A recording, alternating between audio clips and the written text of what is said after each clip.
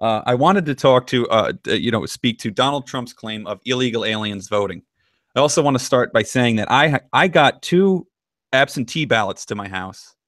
I don't know what the names were. They were crazy names. I don't. No one's lived in my place in 11 years. I could have just filled them out, sent them in, and definitely voted illegally. I don't know, where these voters are, if how they're still on the rolls. Is there any way that any illegal aliens can vote, like in the manner that I just discussed now? Well, there's no question that they can. The question is, do they?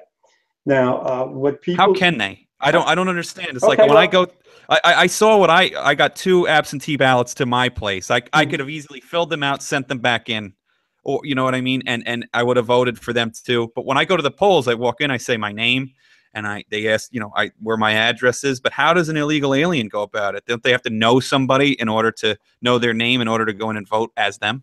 no, because first of all, 3 million illegal immigrants, according to the Social Security Administration, are using fraudulent Social Security numbers. They've either obtained them by using a false birth certificate, and the government is very flippant about checking such documentation. So they get a legitimate, an apparently legitimate Social Security number. Some of them use other people's Social Security numbers. Some of them get Social Security numbers to work temporarily in the US and then just keep using them even after they're here illegally. Social Security number is an immediate ticket to voter registration. If you have one of those and a documentation saying you received an electric bill at an address, you can register. You don't even need a Social Security number in many different states. It's very easy to register. So hold on Now, 1 second here. You're saying that all I need to do is get a bill from a utility company, and I'm able to sign up to vote?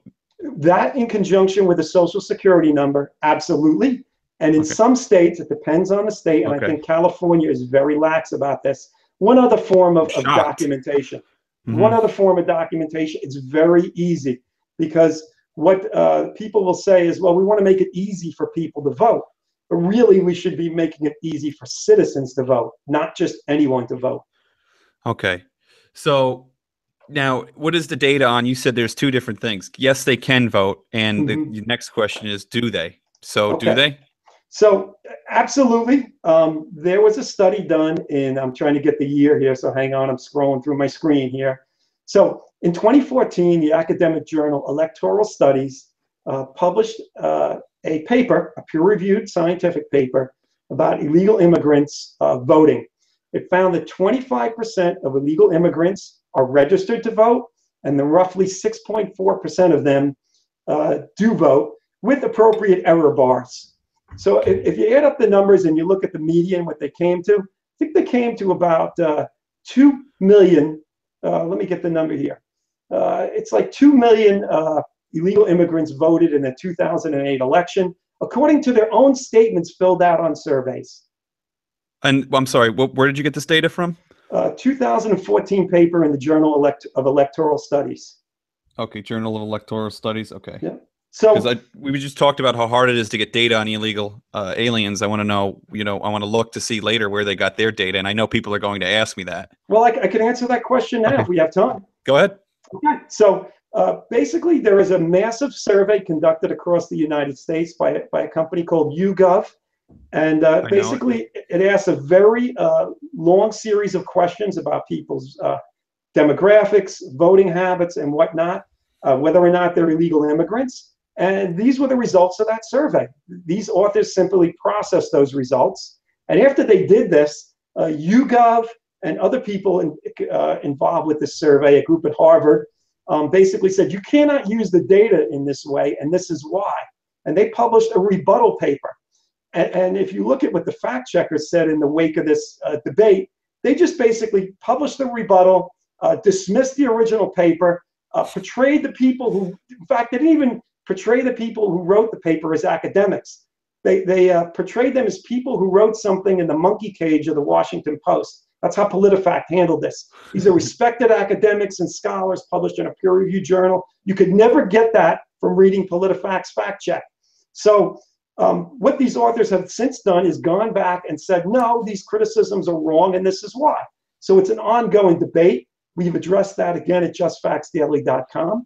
And there is no question, you can't put an exact number on it, but substantial numbers of non-citizens did vote and do vote. Okay, so just to be clear here, when Donald Trump said a lot of illegal aliens voted, in his tweet, everybody made fun of him. The intelligentsia obviously all mocked him. Mainstream media mocked him. But there is a lot of truth to his claim, to be clear. Well, his specific claim was that he would have won the popular vote if he Right. took out all the illegal votes. Now, that claim That's hard to cannot be proven right. with the data we have. So he stretched the evidence further than it went.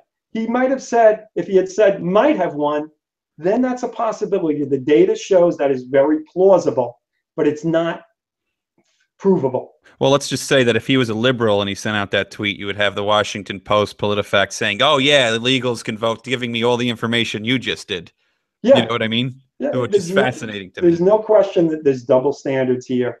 And what we strive to do at Just Facts is be very comprehensive about the data, give people all of the facts, not all of the opinions, but all of the facts. Right. And, it's funny because I'm not the biggest Donald Trump fan, but I mean, God, don't these people have a little bit like, just a little, I don't know, integrity, the credibility? Don't you want to maintain or adhere to the truth just a teeny bit? It's kind of odd that they can just let that go and not think that, I don't know what your worry is, but if I put something out, my worry is all the holes that are going to be in it, how many times I can get attacked from.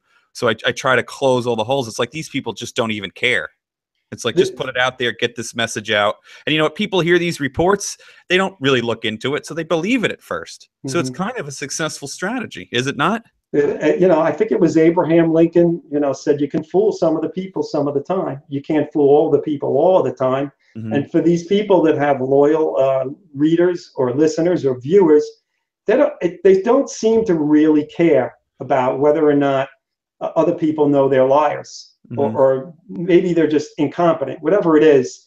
They just say, we've got our audience and we're going to do fine with this and screw the rest of the world, forget about the truth.